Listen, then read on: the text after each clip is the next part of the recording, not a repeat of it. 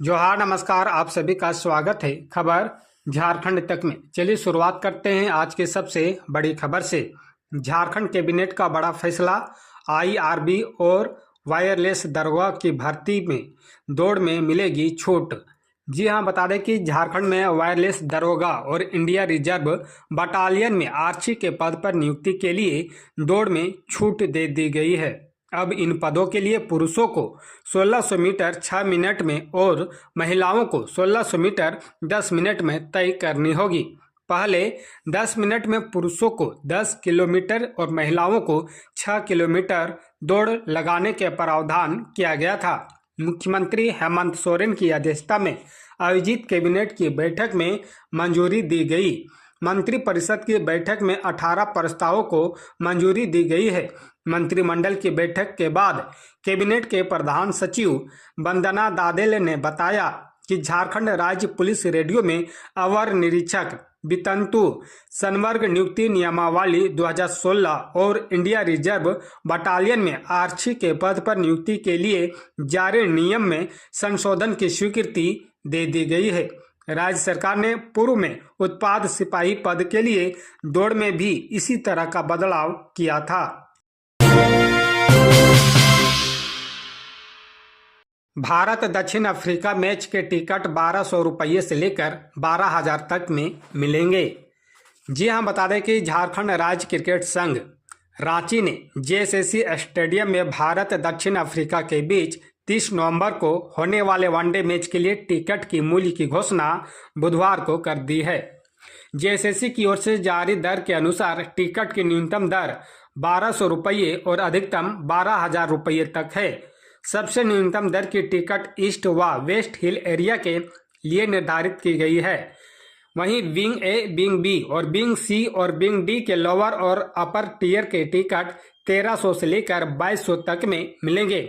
आम दर्शकों के लिए टिकट की बिक्री कब से शुरू होगी, इसकी आधिकारिक पुष्टि अभी नहीं की गई है।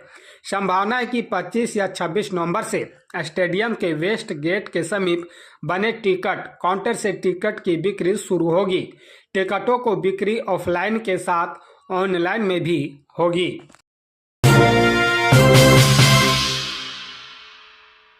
फर्जी जाति प्रमाण पत्र बना मेडिकल कॉलेज में ले रहे थे एडमिशन, जांच में हुआ उजागर।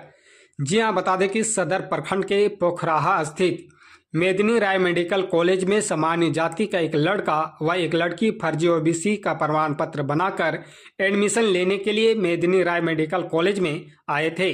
जब उनके फॉर्म की जांच की गई तो पता चला कि दोनों सामान्य जाति के हैं।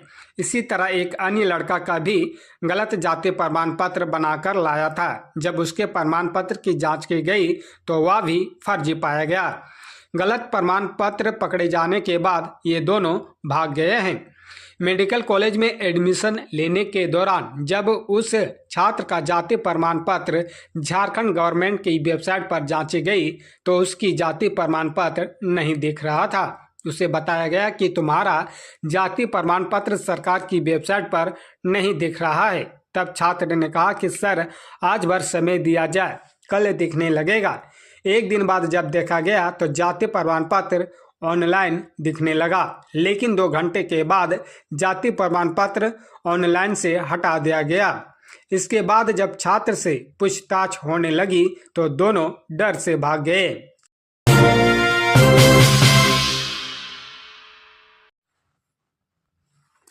भाजपा आदिवासी समुदाय के सर्वांगीण विकास और उनके गौरव व सम्मान के लिए प्रतिबद्ध, बाबूलाल मरांडी। जी हां, बता दें कि भारतीय जनता पार्टी आदिवासी समाज के सर्वांगीण विकास, उनके गौरव और सम्मान को बढ़ाने के लिए संकल्पित और समर्पित है। झारखंड में भाजपा के अध्यक्ष और विधानसभा में नेता प्रतिपक्ष बाबूलाल मरांडी ने बुधवार को प्रेस वार्ता के दौरान ये बातें कही। मरांडी ने कहा कि बार बार भाजपा संगठन और भाजपा सरकारों ने इस भाव को धरातल पर उतारा है। झारखंड इस दृष्टि से अग्रणी है।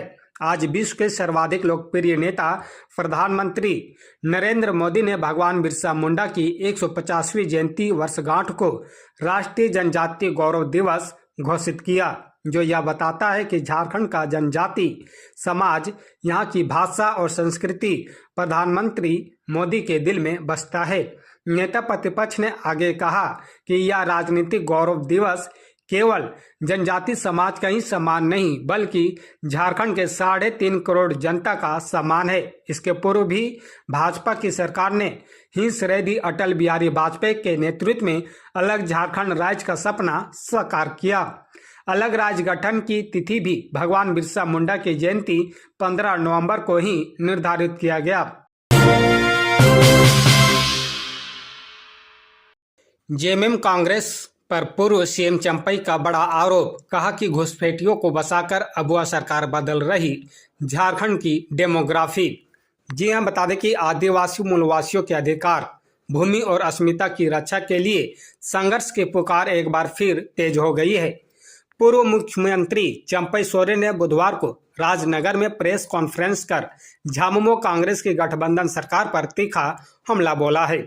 चंपई ने कहा कि वर्तमान अबुआ सरकार झारखंड की डेमोग्राफी बदलने का काम कर रही है।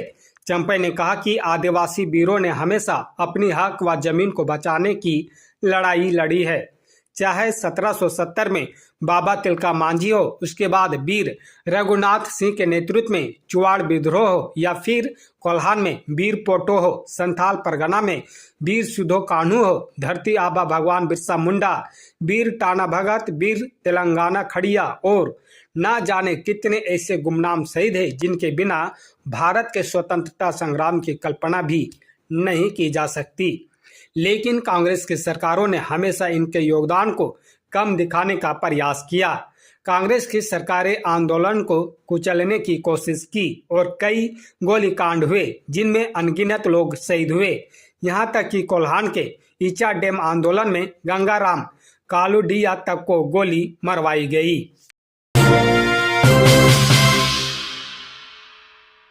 झारखंड विधानसभा का शीतकालीन सत्र 5 दिसंबर से देसी मांगुर राजकीय मछली घोषित होगी। जी हां, बता दें कि झारखंड विधानसभा का शीतकालीन सत्र 5 दिसंबर से 11 दिसंबर तक आहूत किया जाएगा। इससे संबंधित प्रस्ताव और कार्यक्रम को मुख्यमंत्री हेमंत सोरेन की अध्यक्षता में आयोजित कैबिनेट की बैठक में मंजूरी दी गई है। बैठक में विकास परियोजनाओं, शिक्षा, सड़क निर्माण, प्रशासनिक सुधार और सामाजिक सरोकारों से जुड़े कुल 18 प्रस्ताव पारित किए गए हैं। कैबिनेट सचिव वंदना डाडेल ने मीडिया को बताया कि देसी मांगुर मछली को झारखंड के राजकीय मछली घोषित करने का निर्णय लिया गया है। इससे इस प्रजाति की मछली के उत्पादन और संरक्षण में मदद मिलेगी। कैबिनेट ने 3 नए आपराधिक कानूनों के क्रियान्वयन के लिए ई साक्ष्य और ई समन मॉडल रूल्स को भी स्वीकृति दी है। इससे न्यायिक प्रक्रिया में तेजी और पारदर्शिता आएगी। एक अन्य प्रस्ताव के अनुसार राज्य के सभी 24 जिलों में मुख्यमंत्री उत्कृष्ट विद्यालयों में स्टेम लैब स्थापित करने का फैसला लिया गया है। वन विभाग से जुड़ा एक अहम फैसला लेते हुए 3,883 स्वीकृत पदों में से 1,315 वनरक्षी पदों को प्रत्यर्पित कर प्रधान वनरक्षी के पदों के सृजन की मंजूरी दी गई है।